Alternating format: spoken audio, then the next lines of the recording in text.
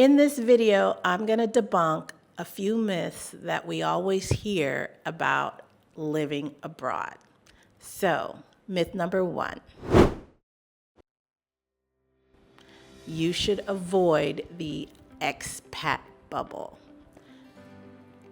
So, if you're from the United States and you're moving abroad, you should avoid other Americans and stop yourself from creating a little America when you go abroad, because that is an expat fail.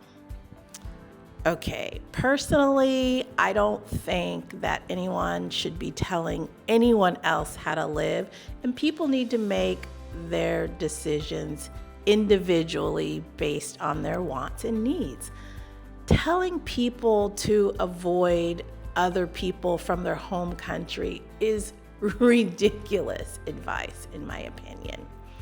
There's nothing worse than feeling overwhelmed in a new environment and not having anyone to turn to. Now, luckily, I have my built-in partner in Mark, and so we can commiserate over things together and we can celebrate those little wins together. But if you're moving abroad alone, it's only natural that you're going to want to gravitate to someone or some people who understand your language, your culture, and your feeling of overwhelm, quite frankly. It's not an expat fail. It is living your life and finding your support system. Throughout history, thousands of people have moved to new lands and formed communities with their countrymen. It's how you find your footing. The so-called expat bubble, it can be your most valuable lifeline, quite frankly. And the goal isn't to avoid other expats, it's to find balance. There is a flip side to this, though. It gets a little confusing and a little bit tricky, because you can find yourselves in situations where you're asking yourself, well, am I hanging out with this person because they're American and they understand my language?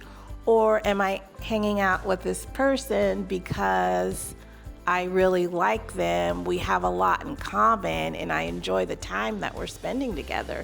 It's enriching my life, and it's something I enjoy. It really gets confusing when you're abroad how to understand that nuance and distinction, because really, when you come to a new country, you don't know anyone, you don't speak the language, it does put you in a little bit of a different position. But I would just say, be true to yourself. Don't be hard on yourself for seeking out people from your own country, and don't let the naysayers tell you that there's anything wrong with what you're doing, because basically you're just being yourself, and that's all any of us can do. And this leads me into myth number 2. This is one of my favorites. Moving abroad will solve all of your problems.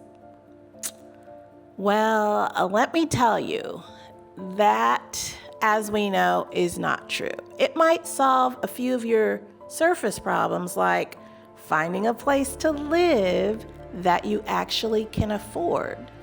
But at the end of the day, you're still you. And putting yourself in a different environment, it can even highlight some of the challenges that you already have. For example, if you're someone who's prone to anxiety, that anxiety is probably going to show itself more when you move abroad. You're going to be in an uncomfortable environment. You're going to have to learn pretty much everything from scratch.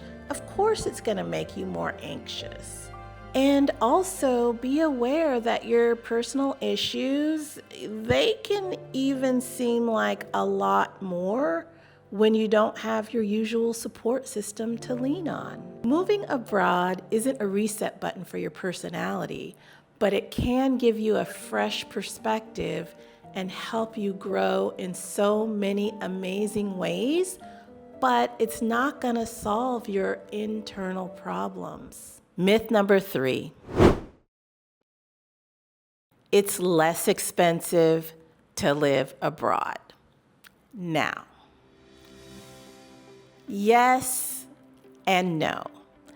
Number one, it depends on where you're coming from. If you're coming from the United States, and if you're coming from Kansas or Missouri or Wisconsin, somewhere other than New York or California, it probably isn't going to be less expensive for you to move abroad. This is just the truth. It's 2025. What was going on in 2020 and before, yes, prices were lower, but we've had a change all over the world with pricing. And really, living abroad, certain things are less expensive, but many of them aren't. For example, for us coming from California, we are looking to save on housing. That is our number one savings, and the savings is substantial. But if you're coming from somewhere where rents are moderate, you're not going to find that much of a difference depending upon the quality of the dwelling that you live in. We also hear this phrase repeatedly, well, yes, if you live like a local, because locals only make X. And I've talked about this before, and that is just not true for all locals. Just like in the United States, you have people of all income levels. That is true in every country. So living like a local can mean lots of things. And sure, if you're gonna eat street food every day, you can keep your costs down.